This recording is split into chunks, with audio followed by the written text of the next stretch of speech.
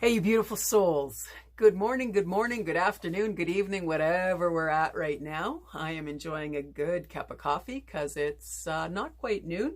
Had an awesome morning getting some stuff done and reading and playing with the dogs. And I'm just sitting in my office right now and wanting to spend a little bit of time with you. So I had a friend over for dinner last night. She's probably 30 years younger than I am, so different generational thinking, different experiences, but there's some similarities, and we bonded over a lot of that. And we got onto the topic of voting because our country just announced a flash election next month. There's a little bit of dissension amongst the parties, and the opposing party wants to get in and do something about it. I have no opinion on any of that, but it created a really interesting platform to have a conversation. And I did a little bit of a rant on the responsibility we have if we are living in a country that actually allows us to cast a vote and we don't cast that vote. We are part of the problem, not part of the solution.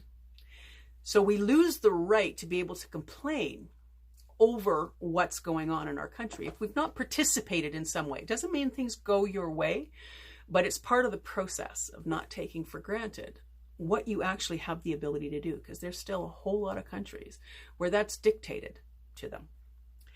And so we got on this rant as it connected to what's happening in our world right now. Everything from the pandemic to the catastrophic fires to the flooding to everything else that's gone on as a result of climate change. And in a moment, I realized that since the 60s, when this started becoming a thing that people were talking about, lots of people weren't listening, but there was an awareness that our behavior on this planet was affecting this planet in a negative way.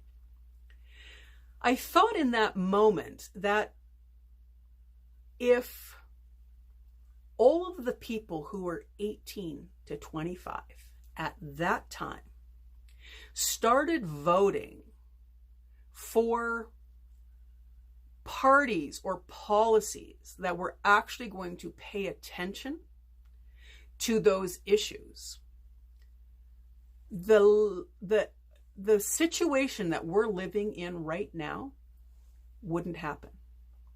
You see, we get caught in blaming the generation that created this. And don't get me wrong, there was a whole pile of bad decisions being made by people who should have known better.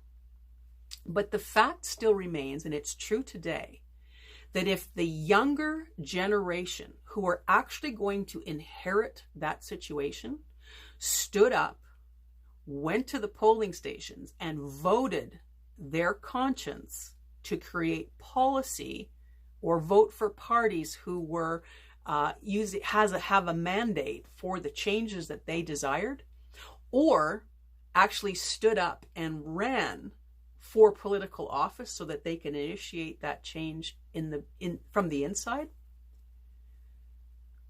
things would be different today. Now, this again, not about blame. It's just about recognizing how powerful you are in that stage. You're 18, let's say, and you have the right to vote, and you can vote every 4 years. That's the policy that we have. Changes with every country, I would imagine. But you can use your youth and you can use your power to force the change that you want. Now, force probably the wrong word, because forcing doesn't usually create a change that's lasting. But you could vote in such a way that we could be solving some of these problems. So consider that.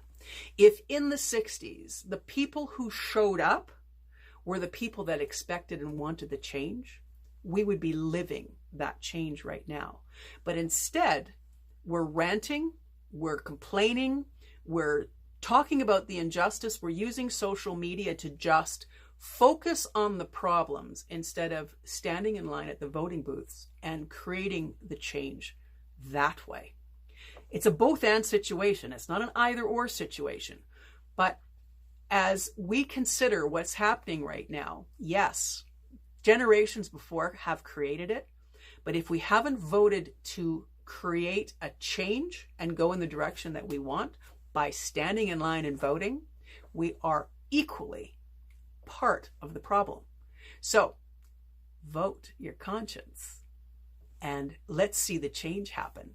I've never been political on this thing, and I don't mean it in any way, shape, or form. I'm just saying that if we want to create the change, we need to be that change.